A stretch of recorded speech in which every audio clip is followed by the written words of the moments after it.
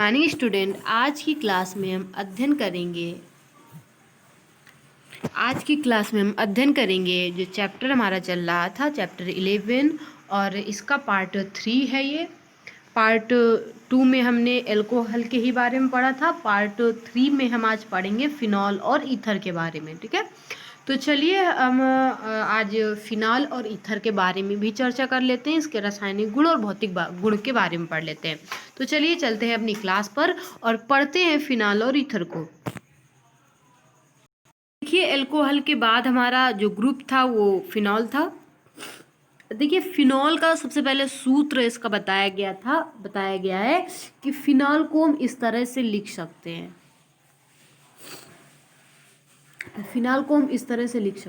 ठीक है, अब देखिए फिनॉल का सूत्र ये भी होता है C6H5OH, इस तरह से भी लिख सकते हैं। और फिनॉल को हम इस तरह से भी लिख सकते हैं, ऑर्गेनिक OH। ठीक है, सिंगल बॉन्ड OH, ये भी लिख सकते हैं। और फिनॉल को हम इस तरह से भी लिख देते हैं, PH सिंगल बॉन्ड OH। तो इन तरीके से हम फिनॉल को डिनोट कर सकते हैं। ठीक है, फिनॉल ग्रुप को हम इस तरीके से क्या कर सकते हैं, डिनोट कर सकते हैं। ठीक है, अब देखिए डिनोट तो करने की बात आ गई, प्रदर्शित तो हम कर लेंगे। इन चारों से हम इस तरह से लिख सकते हैं फिनॉल को। अब फिनॉल बनाने की विधि के बारे में सबसे पहले पढ़ते हैं। जो सबसे मेन जो बात है, मतलब जो सबसे पहले हमसे पूछा जाता है, क्वेश्चन पूछा जाता है कि फिनॉल बनाने की विधि बताइए। तो देखिए, फिनॉल कई विधियों के तरीके से बनाया जा सकता है। ठीक है, उसमें पहली जो विधि होगी वो हो जाएगी क्लोरोबेंजीन के द्वारा। किसके द्वारा? क्लोरोबेंजीन के द्वारा। क्लोरोबेंजीन को भी हम इस तरह से लिख सकते हैं, C6H5Cl। ठीक है, या हम इस तरह से लिख देंगे। दोनों बात तो बेंजीन को आपने पढ़ा है कि इस तरह से भी इसका बेंजीन का सूत्र बनता है। ठीक है, तो हम चाहे इस तरह से लिख देंगे और चाहे इस तरह से लिख दें, दोनों ही सही होते हैं। ठीक है, चलिए हमने बॉन्ड में ही लिख दिया तो उसी तरह से हम देख लेते हैं। ये है क्लोरोबेंजीन। ये क्या है हमारा? क्लोरोबेंजीन। इसके माध्यम से हमको फिनॉल प्राप्त करना है। तो सबसे पहले हम इसकी अपक्रिया किसके साथ करवाएंगे? जलीय KOH के साथ करवाएंगे। जब हम जलीय KOH के साथ इसकी अपक्रिया करवाएंगे तो ये K और ये Cl मिलकर बना क्या लेगा? KCl बना लेता है। ठीक है, और ये जो OH है वो Cl का स्थान ले लेता है। तो ये ही से ही हम क्या बोलते हैं? फिनॉल। क्या बोलते हैं? फिनॉल। क्योंकि हमने सूत्र अभी पढ़ा है, फिनॉल का सूत्र ये होता है। और ये कितने टेम्परेचर पर बनाता है? तो टेम्परेचर इसका जो होता है वो 623 केल्विन होता है, और दाब जो होता है वो 300 ATM होता है। ठीक है, तो हम अगर इसको लिखना चाहें, हिंदी में लिखना चाहें, तो हम लिख सकते हैं कि क्लोरोबेंजीन की अपक्रिया जब हम जलीय KOH मतलब पोटेशियम हाइड्रोक्साइड के साथ करवाते हैं, किस ताप पर? 623 केल्विन टेम्परेचर पर, ताप पर, और 300 ATM मतलब 300 वायुमंडलीय दाब पर जब हम क्लोरोबेंजीन की अपक्रिया करवाते हैं KOH के साथ, तो हमें फिनॉल और KCl प्राप्त होता है, मतलब फिनॉल प्राप्त होता है, ऐसे लिख सकते हैं। तो ये तो लिखने का तरीका हो गया। अब इस तरह से हमको बना भी सकते हैं। तो ये हमारी अपक्रिया है। ठीक है, दूसरी आ जाती है कि बेंजीन से भी तो हम फिनॉल बना सकते हैं, बिल्कुल। और किस माध्यम से बना सकते हैं? तो उसे बोलते हैं ऑक्सीकरण विधि। ठीक है, ऑक्सीकरण विधि से हम बेंजीन के माध्यम से भी जो है, बेंजीन से मतलब है उसके ऑक्सीकरण के द्वारा भी हम क्या कर सकते हैं? फिनॉल बना सकते हैं। अब ऑक्सीकरण कैसे किया जाता है आपको पता है? ऑक्सीकरण में हम क्या करते हैं? O से क्रिया करवाते हैं। किससे करवाते हैं? O से, ऑक्सीजन से क्रिया करवाते हैं। तो देखिए, जब हम इसकी ऑक्सीजन से अपक्रिया करवाएंगे, ठीक है, तो देखिए ये है बेंजीन आपको ग्रुप पता ही होता है, यहाँ पे इसका H दिखा दिया गया है। ठीक है, तो ये बेंजीन ग्रुप होता है। ये बेंजीन पूरा हमारा है। इसकी हम जब हम ऑक्सीकरण करवाएंगे, इसका O के साथ अपक्रिया करवाएंगे, तो ये O इसके साथ जुड़ जाएगा। तो देखिए, जब साथ जुड़ गया तो बन गया OH, C6H5OH भी से लिख सकते हैं। ये हमारा है फिनॉल। तो हमें क्या प्राप्त हो जाता है? फिनॉल प्राप्त हो जाता है। और हम करवाते किसकी उपस्थित में? तो हम V2O5 की उपस्थित में करवाते हैं, और 300 सेंटीग्रेड तापमान पर करवाते हैं। तो हम लिख देंगे, जब हम यहाँ पे +O लिखना हो तो लिख लीजिए, या प्लस ऊपर लिख दीजिए, तो O लिख दीजिए। तो देखिए, जब हम बेंजीन का ऑक्सीकरण करवाते हैं V2O5 की उपस्थिति में और 300 सेंटीग्रेड की तापमान पर जब हम इनकी उपस्थिति में करवाते हैं क्रिया तो हमें फिनॉल प्राप्त हो जाता है। तो ये तो ऑक्सीकरण मेथड हो गया। आगे और भी हम क्रियाओं की बात कर लेते हैं, क्योंकि कई अब क्रियाएं पूछी जाती हैं, 3 मेथड 4 मेथड या कभी पूछ लिया जाए, वैसे 2 मेथड अधिकतर 2-3 तरीके से पूछा जाता है। तो चलिए देख लेते हैं, ये तो हमारी 2 विधियां हो गई। आगे हम देख लेते हैं। देखिए अगली जो विधि है यहाँ पे बताया गया है विधि के बारे में, वो है हमारी विकार्बोक्सिलीकरण द्वारा। विकार्बोक्सिलीकरण के द्वारा भी हम क्या कर सकते हैं, फिनॉल को प्राप्त कर सकते हैं। अब इसमें पूरा लिख भी दिया गया है कि सोडियम सैलिसिलेट को जब हम सोडा लाइम, ठीक है, NaOH सोडा लाइम के साथ हम जब क्रिया करवाते हैं, सोडा लाइम को इसमें डालते हैं, तो हमें विकार्बोक्सिलीकरण अब क्रिया द्वारा, विकार्बोक्सिलीकरण के मेथड द्वारा हमें क्या प्राप्त हो जाता है, फिनॉल प्राप्त होता है, मतलब फिनॉल का निर्माण हो जाता है। तो देखिए यहाँ पे अब क्रिया जब हम करवाएंगे NaOH प्लस CaO के साथ, इसके साथ, ठीक है, NaOH प्लस CaO के साथ जब अब क्रिया करवाते हैं हम इसकी, ठीक है, किसकी, सोडियम सैलिसिलेट की, तो हमें क्या प्राप्त हो जाता है, फिनॉल प्राप्त हो जाता है। ये साथ में ये लिखा हुआ है Na2CO2, जो नीचे माइनस में लिखा हो मतलब वो इधर का मैटर होता है, ठीक है, इधर साइड का मैटर होता है, वो माइनस में लिखा जाता है। तो Na2CO3 मतलब इसको बोलते हैं सोडियम डाइकार्बोनेट, ठीक है। तो सोडियम कार्बोनेट हमको, मतलब सोडियम कार्बोनेट हमें क्या होता है, प्राप्त हो जाता है, ठीक है, इसे सोडियम कार्बोनेट बोलते हैं। तो ये हमें प्राप्त होगा और फिनॉल हमें प्राप्त हो जाता है। तो इस तरह से विकार्बोक्सिलीकरण के द्वारा हमें फिनॉल जो होता है वो प्राप्त हो जाता है। और जो ऊपर लिखा रहता है, जो निगेटिव में नहीं होता, प्लस में होता है, वो इधर का होता है, ठीक है, इधर यहाँ पे अपक्रिया करवाई जाती है उसकी। तो यहाँ पर छोटी अपक्रिया करने की वजह से यहाँ ऊपर लिख दिया जाता है, नीचे लिख दिया जाता है, ठीक है। चलिए आगे हम बात करते हैं। ये जो हमारी चौथी विधि आ जाएगी क्यूमीन से। क्यूमीन मेथड से भी हम फिनॉल प्राप्त कर सकते हैं। तो देखिए यहाँ पे लिखा है आइसोप्रोपिल बेंजीन को क्यूमीन कहते हैं, आइसोप्रोपिल बेंजीन को क्यूमीन कहते हैं। और क्यूमीन के ऑक्सीकरण से क्यूमीन पराक्साइड और पराक्साइड के एसीटोन अपघटन से फिनॉल का निर्माण होता है। तो देखिए यहाँ पे जब ये आइसोप्रोपिल बेंजीन है, जब हमने इसका क्या किया है, ऑक्सीकरण किया है, तो देखिए क्या बना है, क्यूमीन पराक्साइड बन गया है। और जब क्यूमीन पराक्साइड का हमने एसीटोन से अपघटन करवाया है, तो हमें ये एसीटोन है, देखिए एसीटोन से अपघटन करवाया है, तो हमें क्या प्राप्त हो जाता है, फिनॉल प्राप्त हो जाता है। तो इस मेथड से भी हम जो है हमारा फिनॉल उसको प्राप्त कर सकते हैं। अगले मेथड की बात कर लेते हैं। कि हमने 4 विधियां पढ़ ली हैं, अब हम इसके रासायनिक गुण की बात कर लेते हैं फिनॉल के, ठीक है। तो देखिए रासायनिक अगर गुण की बात करें इसकी, तो ये रासायनिक गुण इसके होते हैं। भौतिक गुण हमने नहीं पढ़े क्या। तो देखिए फिनॉल के अगर रासायनिक गुण की बात कर लेते हैं, तो भौतिक गुण तो इतना इंपॉर्टेंट नहीं होता, लेकिन रासायनिक गुण जो इसका होता है फिनॉल का, भौतिक गुण में ज़्यादा है भी नहीं। तो हम रासायनिक गुण की बात करते हैं। रासायनिक गुण जो इसका, ये बहुत ही इंपॉर्टेंट है और अक्सर पूछा जाता है। क्यों इंपॉर्टेंट है, क्योंकि जो फिनॉल होता है वो अनुनादी संरचना बनाता है, ठीक है, और इसी वजह से जो फिनॉल का रासायनिक गुण हो जाता है इंपॉर्टेंट हो जाता है, ठीक है। तो चलिए देख लीजिए, सबसे पहले ये जो फिनॉल की संरचना आपको दिख रही है, यहाँ पे ये दो जो मुक्त इलेक्ट्रॉन है ये आपको दिख रहे हैं, यहाँ पे सिंगल बॉन्ड H दिख रहा है। दूसरे स्टेप पे इस तरह से ये हुआ है और ये जो हाइड्रोजन हुआ है वो यहाँ से हट गया है, ठीक है। तीसरे स्टेप पे ये जो हमारा ये निगेटिव यहाँ से निकल के आया है, यहाँ पे केवल हमारे 2 मुक्त इलेक्ट्रॉन यहाँ पे बचे हैं और यहाँ पे पॉजिटिव लगा है, यहाँ पे भी अभी हाइड्रोजन नहीं है, ठीक है। अब तीसरे स्टेप पे देखते हैं, तो जो निगेटिव हमारा यहाँ से है वो उठ के यहाँ पे आ गया है, ठीक है, और सेम बाकी रहता है। तो इन 4 तरीकों से ये फिनॉल जो है अपने स्वरूप को बदलता है, ठीक है। ये किस कारण से, ये अनुनाद मेथड से, ठीक है।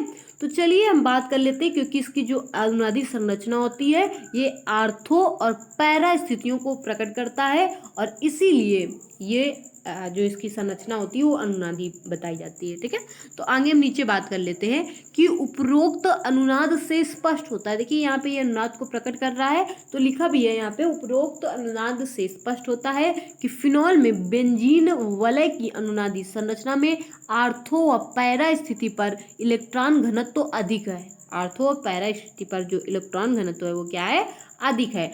अतः इलेक्ट्रॉन स्नेही प्रतिस्थापन अभिक्रिया में आर्थो और पैरा उत्पाद का निर्माण होता है। ठीक है, तो मतलब बताया गया कि इलेक्ट्रॉन अगर स्नेही प्रतिस्थापन अभिक्रिया करवाई जाए तो वहां पर फिनॉल का आर्थो और पैरा रूप दिखाई देता है, मतलब बनते हैं आर्थो पैरा उत्पाद। ठीक है, तो उसको भी हम देख लेते हैं। ये है इलेक्ट्रॉन स्नेही प्रतिस्थापन अभिक्रिया।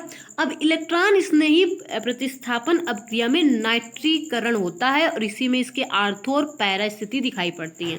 चलिए बात कर लेते हैं। ये है फिनॉल हमारा, इसकी जब हम अभिक्रिया करवाते हैं तनु HNO3 और H2SO4 से। ठीक है, तो यहाँ पे भी ऊपर लिखा है, साइड में भी हम रख सकते हैं। जब इसके साथ इसकी अभिक्रिया करवाएगी तो ये आर्थो नाइट्रोफिनॉल इसको बोलते हैं हम। ठीक है, क्या बोलते हैं, आर्थो नाइट्रोफिनॉल बोलते हैं, ये यहाँ तक। ठीक है, ये आर्थो नाइट्रोफिनॉल आ गया हमारा। क्यों, क्योंकि ऊपर लगा है तो यहाँ पे लगा है तो इसको आर्थो बोलेंगे। ये देखिए यहाँ पे ये NO2 लगा है इसलिए आर्थो ग्रुप कहलाता है। ठीक है, यहाँ पे देखिए अब ये NO2 नीचे लग गया है इसलिए इसको हम पैरा बोलेंगे। क्या बोलेंगे, पैरा। ठीक है, तो इस तरह से ये दो कंडीशन बनती है यहाँ पे, आर्थो और पैरा। दूसरी चीज, जब फिनॉल हमारा तनु सांद्र यहाँ पे तो ये तनु से अपक्रिया करवाता है, तनु HNO3 H2SO4, तब ये अपक्रिया होती है। और जब ये सांद्र HNO3 और H2SO4 के साथ अपक्रिया करवाता है तो ये एक ही में जुड़ जाएंगे तीनों ग्रुप, और तीनों ग्रुप में जो NO2 NO2 NO2 लग जाते हैं और इसे हम लोग बोलते हैं पिक्रिक अम्ल। क्या बोलते हैं, पिक्रिक अम्ल। देखिए, तो इस तरह से ये पिक्रिक अम्ल हमें प्राप्त हो जाता है। चलिए आगे हम कुछ कंडीशन के बारे में बात कर लेते हैं। देखिए, इसी से संबंधित पहले हम एक क्वेश्चन देख लेते हैं, फिर उसके बाद हम अगले रासायनिक गुणों की बात कर लेते हैं, क्योंकि इस फिनॉल के जो रासायनिक गुण होते हैं वो भी काफ़ी इंपॉर्टेंट होते हैं और काफ़ी पूछे जाते हैं। ठीक है, तो पहले हम क्वेश्चन की बात कर लेते हैं। क्वेश्चन है, फिनॉल के नाइट्रीकरण में बने आर्थो व पैरा समावयवी में से कौन पहले वाष्पशील होता है, उसकी बात की गई है। क्वेश्चन है, पूछा गया है, यहाँ पे इंपॉर्टेंट क्वेश्चन है, उससे संबंधित है इसलिए यहाँ पे ले लिया गया है। तो देखिए, क्वेश्चन की अगर बात करें तो जो आर्थो नाइट्रोफिनॉल है ये जो होता है ये अधिक पहले वाष्पशील होता है। और क्यों वाष्पशील पहले हो जाता है उसकी बात कर लेते हैं। क्योंकि आर्थो नाइट्रोफिनॉल में अंतः आणविक हाइड्रोजन बंध पाया जाता है। क्या पाया जाता है, अंतः आणविक हाइड्रोजन बंध पाया जाता है, इसे हम लोग क्या बोलते हैं, तो इसे हम लोग भापी आसवन विधि कहते हैं। ठीक है, और मतलब ये जो अंतः आणविक हाइड्रोजन बंध पाया जाता है इसे हम क्या करते हैं, भापीय आसवन विधि द्वारा पृथक कर लेते हैं। ठीक है, इसलिए जो आर्थो नाइट्रोफिनॉल है वो पहले वाष्पशील हो जाता है। ठीक है, क्योंकि इसमें एक अंतः आणविक हाइड्रोजन बंध पाया जाता है जिसे हम भापीय आसवन द्वारा, ठीक है, भापीय आसवन द्वारा पृथक कर लेते हैं, तो इसलिए जो आर्थो ग्रुप है वो पहले वाष्पशील होता है। ठीक है, चलिए अगले यहीं पे रासायनिक गुण की बात कर लेते हैं। जो फिनॉल का अगला रासायनिक गुण है तो वो सल्फोनीकरण उसे कहते हैं। अगर सल्फोनीकरण की बात करें तो जो फिनॉल होता है वो जब H2SO4 के साथ अपक्रिया करवाता है तो सल्फोनिक अम्ल बनाता है। क्या बनाता है, सल्फोनिक अम्ल। तो देख लीजिए अपक्रिया में इस तरह से, ये आर्थो हाइड्रोक्सी बेंजीन भी इसे बोलते हैं, इसे सल्फोनिक अम्ल भी बोलते हैं। ठीक है, ये पैरा कंडीशन है इसकी, पैरा हाइड्रोक्सी बेंजीन इसे बोलेंगे या पैरा सल्फोनिक अम्ल। तो ये दो बन जाते हैं, क्योंकि यहाँ पे हमें जो H2SO4 लिए वो दो लिए हैं। ठीक है, तो इस तरह से ये अपक्रिया होती है।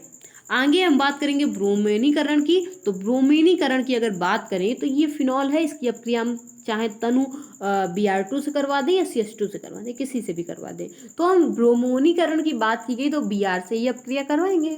ठीक है, तो हम Br2 के साथ ही इसकी अपक्रिया करवाते हैं। तो इसमें भी दो कंडीशन प्राप्त होगी, पहली हमें आर्थोब्रोमोफिनॉल प्राप्त होगा, दूसरा हमें पैराब्रोमोफिनॉल, क्योंकि ये नीचे लगा होता है इसको पैरा बोलते हैं। ठीक है, तो आर्थो पैराफिनॉल और मतलब आर्थो ब्रोमोफिनॉल और आर्थो पैराब्रोमोफिनॉल प्राप्त हो जाता है। ठीक है, चलिए अगली यहीं पे अपक्रिया की, या अगर हम दोनों को संयोजित करके, जैसे हमने नाइट्रीकरण में किया था, दोनों को संयोजित करके भी अपक्रिया बनाना चाहें तो हम इस तरह से भी इसकी अपक्रिया कर सकते हैं। ठीक है, Br 3Br से अगर जब हम इसकी अपक्रिया करवा जाएंगे इस तरह से, यहाँ पे लिख सकते हैं +3Br।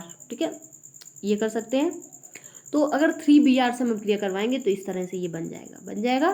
ठीक है, और इस तरह से इसे हम बोल सकते हैं 2,4,6 ट्राई ब्रोमोफिनॉल। ठीक है, इस तरह से भी इसकी अपक्रिया हो सकती है। आगे हम फ्रीडल क्राफ्ट अपक्रिया की बात कर लेते हैं। तो फ्रीडल क्राफ्ट अपक्रिया में भी फिनॉल के द्वारा हम करवा सकते हैं। ये देखिए फिनॉल है हमारा। पहले स्टेप में हमने जो फ्रीडल क्राफ्ट अपक्रिया होती है ये दोनों तरीकों से हो सकती है। पहली तो एल्कलीकरण द्वारा, दूसरी एसिटिलीकरण द्वारा। इसमें हम इसकी अपक्रिया CH3Cl और AlCl3 से करवाएंगे। इसमें हम करवाएंगे CH3COCl। Al जो CH3 होती है वो तो इसके प्रेजेंट होता है, मतलब ऊपर रखा रहता है। अपक्रिया जो हमें करवानी है वो क्लोरोफॉर्म और हमें एस्टिल क्लोराइड से करवाना है। ठीक है, तो इसमें हम इससे और इससे अपक्रिया करवाते हैं। ये जो AlCl3 तो प्रेजेंट रहता है, ठीक है, ऊपर रखा रहता है केवल। तो हम इसके साथ जब अपक्रिया करवाते हैं, पहले में एल्कलीकरण करते हैं, तो इस तरह से ये आर्थो हाइड्रोक्सी टॉल्यून बनता है और यहाँ पे पैरा टॉल्यून बनता है। यहाँ पे जब हम एस्टिलीकरण करवाएंगे, मतलब CH3COCl से करवाएंगे, तो ओ आर्थो हाइड्रोक्सी एस्टोफिनॉन बनेगा और दूसरे में पैरा एस्टोफिनॉन बनेगा। ठीक है, तो इस तरह से ये अपक्रिया होती है, इसे देख लीजिएगा और कर लीजिएगा। ठीक है, आगे हम अगली अपक्रिया की अगर बात करें तो देखिए इसे बोलते हैं कार्बोक्सिलीकरण। ठीक है, एक मिनट, ये देख लीजिए। ठीक है, ये है कार्बोक्सिलीकरण। ठीक है, कार्बोक्सीकरण में हमने दो मेथड से की है अपक्रिया इसकी। तो देखिए पहली जो कार्बोक्सिलीकरण में अगर हम CCl4 और KO4KOH के साथ इसकी अपक्रिया करवाएंगे, 4KOH के साथ इसकी अपक्रिया करवाएंगे, तो इसे हम राइमन टीमन अपक्रिया कहते हैं। ठीक है, और राइमन टीमन जब अपक्रिया होती है तो उसमें आर्थो सैलिसिलिक अम्ल में प्राप्त हो जाता है और 4KCl और 2H2 बनेगा। ठीक है, यहीं पर जब हम फिनॉल की अपक्रिया करवाएंगे CO2 और NaOH के साथ 398 केल्विन पर, तो इसको बोलते हैं कोल्बे स्मिथ अपक्रिया। ठीक है, और यहाँ पर भी हमें प्राप्त होगा सोडियम सैलिसिलेट। क्या प्राप्त हो जाएगा? सोडियम सैलिसिलेट प्राप्त हो जाएगा। ठीक है, और फिर हम सोडियम सैलिसिलेट की बात करेंगे तो उससे हमें क्या प्राप्त हो जाएगा? सैलिसिलिक अम्ल प्राप्त हो जाएगा। आर्थो सैलिसिलिक अम्ल हमें प्राप्त हो जाएगा। क्या आपको दिख रहा होगा? आर्थो सैलिसिलिक अम्ल। ठीक है, तो इस दोनों मेथड से हमें आर्थो सैलिसिलिक अम्ल प्राप्त हो जाता है। इस क्रिया को हम कार्बोक्सिलीकरण भी कह सकते हैं और इस क्रिया को राइमन टीमन अपक्रिया और कोलबेट स्मिथ अपक्रिया इसे कह सकते हैं। इसे राइमन टीमन अपक्रिया, दोनों अपक्रिया एक ही साथ, मतलब हैं दोनों अलग अलग, लेकिन लिख के दिखा दी गई है यहाँ पे, आप दोनों अलग अलग नोट कर लीजिएगा। चलिए आगे हम अगली अपक्रिया की अगर बात करते हैं तो देखिए यहाँ पे नीचे लिखी हुई है हाइड्रोजनीकरण। ये तो बिल्कुल सरल है। हाइड्रोजनीकरण की अगर बात की गई, हाइड्रोजनीकरण निकिल उत्प्रेरक की उपस्थिति में किया जाता है और H2 के साथ इसकी अपक्रिया करवाई जाती है। जब हम इसकी H2O के साथ अपक्रिया करवाएंगे तो हमें साइक्लोहेक्सेनॉल प्राप्त होगा। क्या प्राप्त हो जाएगा? साइक्लोहेक्सेनॉल प्राप्त हो जाएगा।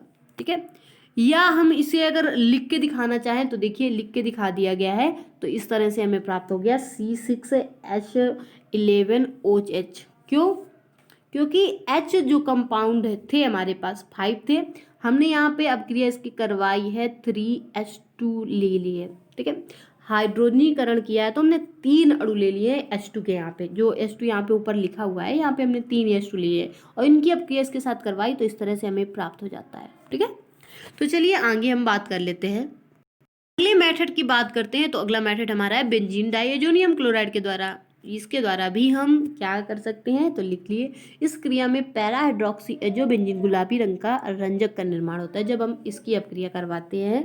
ठीक है, फिनॉल के साथ में। तो देखिए डाइएजोनियम की जब अपक्रिया हम फिनॉल के साथ कर रहे हैं तो हमें क्या प्राप्त हो रहा है? पैरा हाइड्रोक्सी जो बेंजीन प्राप्त होता है और हमें HCl भी प्राप्त होता है। ठीक है, चलिए दूसरी अगर अपक्रिया की बात करें तो दूसरी हमारी है थैलिक एनहाइड्राइड से। थैलिक एनहाइड्राइड ये इंपॉर्टेंट है, काफी पेपर में भी पूछी गई थी थैलिक एनहाइड्राइड। ठीक है, थैलिक एनहाइड्राइड के साथ जब हम ये अपक्रिया करवाएंगे तो इस क्रिया में हमें फिनोलेप्थीन सूचक प्राप्त होगा। जब हम फिनॉल की अपक्रिया थैलिक एनहाइड्राइड से करवाएंगे तो हमें क्या प्राप्त होगा? फिनोलेप्थीन प्राप्त हो जाता है। ठीक है, तो चलिए देख लीजिए अपक्रिया किस प्रकार से हमने, ये हमारा है थैलिक एनहाइड्राइड और ये हमारे दो है फिनॉल। ठीक है, इनकी अपक्रिया हमने इससे करवाई है। तो देखिए किस तरह से हमने अणुओं को अपने पास लिया है और इस तरह से ये बना लिया है। ठीक है, इसे ही बोलते हैं फिनोलेप्थीन। क्या बनाया? बोलते हैं फिनोलेप्थीन। ठीक है, ये संरचना के रूप में ही बन सकती है। ठीक है, तो इसका कोई अलग से हम सूत्र नहीं लिख सकते। फिनाइलएल्थीन सूचक है, इसका संरचना के रूप में ही ये चित्र मतलब बनेगा, प्रदर्शित होगा। ठीक है, तो हम कोई जनरली इसका सूत्र नहीं लिख सकते। ठीक है, चलिए आगे बात कर लेते हैं। तो आगे हमारा होगा फॉर्मेल्डिहाइड से। फॉर्मेल्डिहाइड से बात करें तो देखिए इसे हम लैंडरमान अपक्रिया भी कहते हैं, और इस क्रिया में आर्थो और पैरा हाइड्रोक्सी बेंजिल अल्कोहल का निर्माण होता है। तो देखिए यहाँ पे हम फॉर्मेल्डिहाइड जो हमारा अपक्रिया करवानी है फॉर्मेल्डिहाइड की, तो यहाँ पे हम फिनॉल की अपक्रिया फॉर्मेल्डिहाइड के साथ करवाते हैं।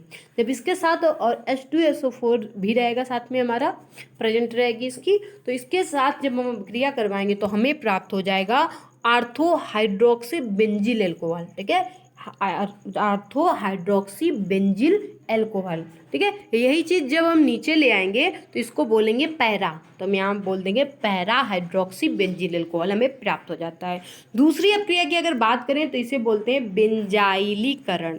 बेंजाइलीकरण का मतलब होता है कि हमें इसमें बेंजिल क्लोराइड के साथ अपक्रिया करवानी है, और जब हम फिनॉल की अपक्रिया बेंजिल क्लोराइड के साथ करवाते हैं तो हमें फेनिल बेंजोएट प्राप्त हो जाता है, और साथ में HCl भी प्राप्त हो जाता है। ठीक है, HCl क्योंकि निगेटिव देखिए माइनस करके लिखा है, मतलब इधर का ही है, तो हमें फेनिल बेंजोएट जो होता है वो प्राप्त हो जाता है। वहीं पे अगली अगर अपक्रिया की बात करें तो अगली अपक्रिया PCl5 के साथ।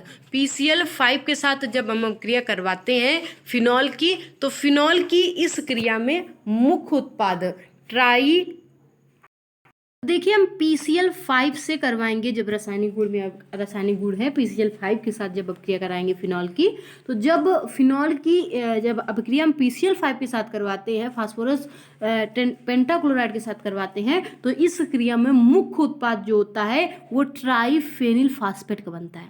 तो देखिए सबसे पहले फिनॉल की अपक्रिया हम PCl5 के साथ करवाते हैं, तो यहाँ पे जो होता है क्या बनता है, तो क्लोराइड बनता है। ठीक है, तो बेंजील क्लोराइड बनेगा, मतलब बनेगा बेंजीन क्लोराइड। तो अब देखो यहाँ पे लिखा हुआ है साथ में बनेगा POCl3 और HCl, ये दोनों चीज बनेंगी। ठीक है, उसके बाद जब हम C6H5Cl की जब अपक्रिया हम करवाएंगे किसके साथ, ये बनता है पहला पदार्थ, और जब हम इसके फिनॉल के 3 अणु लेते हैं और इसकी अपक्रिया हम POCl जो इसमें पदार्थ बना है POCl3 उसकी अब उसके साथ अपक्रिया करवाएंगे तो हमें ट्राइफेनिल फास्फेट प्राप्त होता है। तो हम ये वाली अपक्रिया ना लिख के हम डायरेक्ट इस तरह से भी करवा सकते हैं। ठीक है, POCl3 के साथ डायरेक्ट करवा सकते हैं, तो इस तरह से हमें ट्राइफेनिल फास्फेट जो होगा वो प्राप्त हो जाएगा, साथ में 3 अणु HCl के भी प्राप्त होते हैं। तो ये अपक्रिया थी PCl5 के साथ। आगे हम देखते हैं कि फिनॉल ग्रुप था जो हमारा, जिसके हमने रासायनिक गुण पढ़े और कुछ बनाने की विधियां पढ़ी, तो फिनॉल ग्रुप हमारा एंड हो गया है। अब हम इसी के साथ कुछ ईथर ग्रुप के बारे में पढ़ लेते हैं। तो देखिए ईथर के नामकरण के बारे में सबसे पहले पढ़ लेते हैं। तो देखिए लिखा है CH3OCH3, इसका सामान्य नाम होगा डाईमेथिलियर, और अगर इसके IUPAC नेम की बात करेंगे तो इसका IUPAC नाम होगा मेथॉक्सीमेटन। दूसरा हमारा CH3OCH2CH3, इसका अगर साधारण नाम की बात करेंगे तो एथिल मेथिल ईथर, और इसका जो IUPAC नाम होगा वो होगा मेथॉक्सीएथेन। वहीं पे अगले अगर हम बात करें अगले नंबर 3 की, तो इसका जो ये सूत्र है और इसकी मेथिल प्रोपिल ईथर इसका सामान्य नाम है, इसका हम बोल सकते हैं IUPAC नाम 1-मेथॉक्सीप्रोपेन। वहीं पे इस अणु की बात करें तो इसका जो साधारण नाम होगा वो होगा मेथिल आइसोप्रोपिल ईथर, और यहीं पे अगर हम IUPAC नाम की बात करेंगे तो होगा 2-मेथॉक्सीप्रोपेन।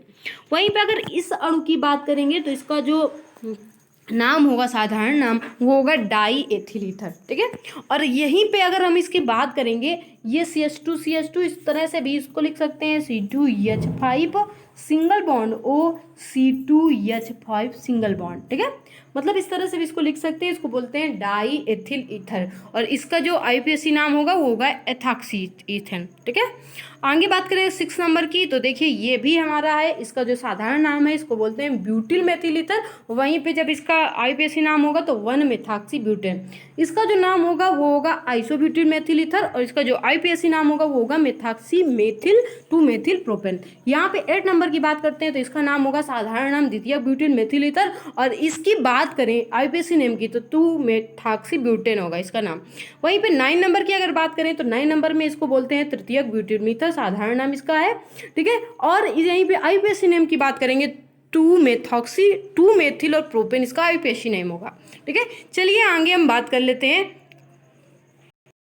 देखिए बनाने की विधि की बात कर लेते हैं। तो बनाने की विधि है हमारी, पहली विधि है जो ईथर बनाने की विधि, उसे बोलते हैं विलियम संश्लेषण विधि। ठीक है, मतलब विलियम संश्लेष ईथर संश्लेषण विधि इसको बोलते हैं। तो देखिए जब इस विधि में क्या होता है, जब हम सोडियम एल्कोक्साइड की क्रिया एल्किल हैलाइड से करवाते हैं तो ईथर का निर्माण कहलाता है विलियम संश्लेषण ईथर। ठीक है, तो ये है, ये अभिक्रिया द्वि अणुक नाभिक स्नेही प्रतिस्थापन द्वारा होती है। तो देख लीजिए यहाँ पे ये है हमारा सोडियम एल्कोक्साइड और यहाँ पर हम इसकी करवाएंगे अभिक्रिया एल्किल हैलाइड के साथ। कोई भी एल्किल हैलाइड ले लेंगे तो यहाँ पे बनेगा ईथर बन जाएगा और यहाँ पे सोडियम हैलाइड बन जाएगा। अब यहाँ पे बात करें कि इस क्रिया में तृतीयक ईथर बनाने के लिए 3 अंश हैलाइड के स्थान पर 3 अंश एल्कोक्साइड का उपयोग किया जाता है। तो देखिए ये है हमारा सोडियम तृतीयक ब्यूटोक्साइड। ठीक है, मतलब ऑक्साइड एल्कोक्साइड मतलब तृतीय ब्यूटोक्साइड कुछ भी ले सकते हैं। तो ये है तृतीय ब्यूटोक्साइड और इसकी अभिक्रिया हम CH3Cl के साथ करवाते हैं तो ये बन गया है 3 अंश ईथर। ठीक है, आगे हम बात करते हैं यदि इस क्रिया में हम 3 अंश हैलाइड का उपयोग करते हैं तो ईथर के स्थान पर एल्किल का निर्माण हो जाता है। तो देखिए जब हम 3 अंश हैलाइड का प्रयोग कर रहे हैं यहाँ पे, तो देखिए जब हम इसके साथ अभिक्रिया करवाएंगे 3 अंश हैलाइड के साथ तो इस तरह से जो बन जाएगा ये केवल एल्किल ग्रुप बन जाएगा, 2 मेथिल प्रोपेन बन जाता है। ठीक है, आगे इसकी बनाने कि इस विधि में एरोमेटिक ईथर बनाने के लिए एरोमेटिक हैलाइड के स्थान पर सोडियम फिनॉक्साइड का उपयोग किया जाता है। जैसे उदाहरण की बात करें तो C6H5Cl और CH3ONA और यहाँ पे ये बनेगा, तो ये क्या बनेगा, लिखा है एरोमेटिक हैलाइड हमें प्राप्त होगा। ठीक है, तो चलिए यहाँ पे कोई अपक्रिया नहीं होगी जब नीचे हम सोडियम फिनॉक्साइड की अपक्रिया करवाते हैं किसके साथ, CH3Cl के साथ, यहाँ पे हैलाइड प्राप्त होता है। ठीक है, तो हैलाइड जो प्राप्त हुआ है वहाँ पे हम सोडियम फिनॉक्साइड की अपक्रिया जब इस हैलाइड के साथ अपक्रिया करवाएंगे तो हमें एनीसोल प्राप्त होगा। क्या प्राप्त हो जाता है, एनीसोल प्राप्त हो जाता है। आगे हम बात करें एल्कोहल से। जब एल्कोहल से हम ईथर बनाएंगे तो कैसे बनाएंगे, तो एल्कोहल से 2 मोल अम्ल उत्प्रेरक की उपस्थिति में 413 केल्विन पर ईथर का निर्माण करते हैं और इस विधि में अम्ल उत्प्रेरक के स्थान पर एल्यूमिना Al2O3 का उपयोग किया जाए तो 523 केल्विन पर ईथर का निर्माण होता है। जैसे अगर बात करेंगे 2CH3 single bond CH2 single bond OH और ये ऊपर लिखा है तीर का निशान, ऊपर लिखा है H2SO4, नीचे लिखा है 413 केल्विन पर। जब हम इसकी अपक्रिया करवाते हैं तो हमें डाई एथिल ईथर प्राप्त हो जाता है। ठीक है, तो इस तरह से हमें डाई एथिल ईथर प्राप्त हो जाता है। और जब हम एथेनॉल की ही अपक्रिया Al2O3 की उपस्थिति में करवाएं या 523 केल्विन में भी करवाते हैं तो भी हमें डाई एथिल ईथर प्राप्त हो जाता है। मतलब इसके साथ करवाएंगे तो भी हमें ये मिलेगा और इसके साथ करवाएंगे तो भी हमें यही प्राप्त होगा। ठीक है, चलिए आगे बात कर लेते हैं अगली विधि की। इसकी हमारा अगला जो है वो है ईथर के भौतिक गुण। तो ईथर के भौतिक गुण के बारे में पढ़ लेते हैं। सबसे पहले विलेयता की बात कर लेते हैं। तो ईथर जल में अमिश्रणीय व कार्बनिक विलायकों में मिश्रणीय होता है, जैसे CCl4, अल्कोहल और बेंजीन। देखिए हाइड्रोजन बंध नहीं बनने का इसमें क्या कारण होता है, तो हाइड्रोजन बंध इसमें नहीं बनते हैं और उसका कारण क्या होता है उसके बारे में बात करते हैं। देखिए ईथर में हाइड्रोजन बंध नहीं बनने का कारण जो होता है वो संगुणन नहीं पाया जाता है, इसलिए इसमें बंध नहीं बनते हैं। ठीक है, इसलिए क्योंकि इसमें संगुणन नहीं पाया जाता, अतः इसके जो क्वथनांक होते हैं वो अल्कोहल से कम होते हैं। इसका दूसरा पॉइंट है। ठीक है, तो C2H5OH और ये बड़ा होगा किससे, डाई एथिल मतलब डाई मेथिल ईथर से। ठीक है, तो एथिल अल्कोहल बड़ा होगा किससे, इससे। ठीक है, तो इसलिए इनके जो क्वथनांक होते हैं वो अल्कोहल से क्या होते हैं, कम होते हैं। ठीक है, आगे बात करते हैं अगले गुण में। हमने संरचना की बात कर ली है। देखिए इसकी संरचना बनी हुई है मेथिल मतलब एथिल ईथर की। तो देख लीजिए इसमें जो संकरण होगा वो sp³ बनेगा और कोण बनेगा 110 अंश का। नोट यहाँ पे लिखा हुआ है, उसको भी पढ़ लेते हैं कि डाई एथिल ईथर में एल्किल समूह के प्रतिकर्षण के कारण जो बंध कोण है वो 109 अंश 28 डिग्री से 110 अंश में परिवर्तित हो जाता है। ठीक है, ईथर के रासायनिक गुण की अगर बात करें तो सबसे पहले एल्किल समूह की क्रिया, मतलब सबसे पहले अंधेरे में जो हैलोजनीकरण किया करवाई जाती है उसे एल्किल समूह की क्रिया कहते हैं। तो हम डाई एथिल ईथर की अपक्रिया जब हम अंधेरे में करवाते हैं तो इस तरह से इसकी अपक्रिया होती है। किसके साथ करवाते हैं, हैलोजन के साथ। हैलोजन में X लिया गया है, आप कुछ भी ले सकते हो, Cl, Br या I कुछ भी ले सकते हो। तो इस तरह से हो जाएगी अपक्रिया और ये हमें प्राप्त हो जाएगा। आगे बात करेंगे सूर्य के प्रकाश में जब हैलोजनीकरण हम करते हैं तो सूर्य के प्रकाश की उपस्थिति में जब हम करवाएंगे Cl2 के साथ तो इस तरह से इसे बोलेंगे तो ये प्राप्त होता है पर क्लोरो एथिल ईथर। क्या प्राप्त होता है? पर क्लोरो डाई एथिल ईथर हमें जो होता है वो प्राप्त हो जाता है। अगर रासायनिक गुण की बात करें तो ऑक्सीजन के साथ क्रिया दिखाई गई है इसकी। तो देख लीजिए पहले नंबर पे ऑक्सीजन की क्रिया हम किससे करवाएंगे? पराऑक्साइड का निर्माण होता है जब हम ऑक्सीजन के साथ इसकी अपक्रिया करवाते हैं। तो देखिए यहाँ पे लिखा है डाई एथिल ईथर को वायु में अधिक समय तक खुला छोड़ने पर यह पराऑक्साइड का निर्माण कर देता है जिसकी प्रकृति जो होती है वो विस्फोटक होती है। यहाँ पे ये है हमारा डाई एथिल ईथर और यहाँ पे हम ऑक्सीजन के साथ इसकी अपक्रिया करवाते हैं। तो देखिए ये अपक्रिया होती है और यहाँ अधिक समय वायु में रखने पर यहाँ पे जो होता है ये पराऑक्साइड विस्फोटक जो होता है वो प्राप्त हो जाता है। जब अधिक समय तक हम वायु में रखेंगे इसको तो ये जो होगा ये विस्फोटक पदार्थ बना लेता है। ठीक है, जल अपघटन द्वारा भी जो कर सकते हैं इसकी अपक्रिया कर सकते हैं। तो देखिए सरल व मिश्रित ईथर के जल अपघटन से जब हम सरल व जो मिश्रित ईथर होगा हमारा डाई एथिल ईथर है ये, और जब हम इसका अपघटन करेंगे जल अपघटन करवाएंगे H2SO के H2O2 के साथ मतलब करवाएंगे अपक्रिया और तो 2 मोल एल्कोहल का निर्माण हो जाएगा। तो ये है हमारा 2 मोल एल्कोहल। ठीक है, मतलब 2 अणु होंगे एल्कोहल के वो हमें प्राप्त हो जाएंगे। तो ये है एथिल एल्कोहल। आगे हम अगली क्रिया की अगर बारे में बात करें देखिए तो हमारे रासायनिक गुण कंप्लीट हो चुके हैं। अब अगले अगर हम बात करेंगे अगले पॉइंट की बात करें तो आज की जो हमारी क्लास है वो 30 मिनट की हो चुकी है। तो आज की क्लास में बस इतना ही। अब हम अगली अपनी जो क्लास होगी वो उसकी चर्चा करेंगे अगले उसमें। ठीक है, तो अगले पार्ट पे। तो इस पार्ट में बस इतना ही। तो इस पार्ट में हमने एल्कोहल और ईथर के मतलब फिनॉल और ईथर के बारे में पढ़ा है। अब हमारा जो है वो बचा है अम्लीता, तो उसे हम अगले उसमें पढ़ लेंगे। और हमें प्रयोगशाला विधि पढ़नी है किसकी? डाई एथिल ईथर की। तो वो भी हम अगले पार्ट में करेंगे। तो वो दोनों हम पार्ट 4 में पढ़ लेंगे और बस वहीं से हमारा जो होगा चैप्टर एंड हो जाएगा। ठीक है, तो चलिए आज के लिए बस इतना ही।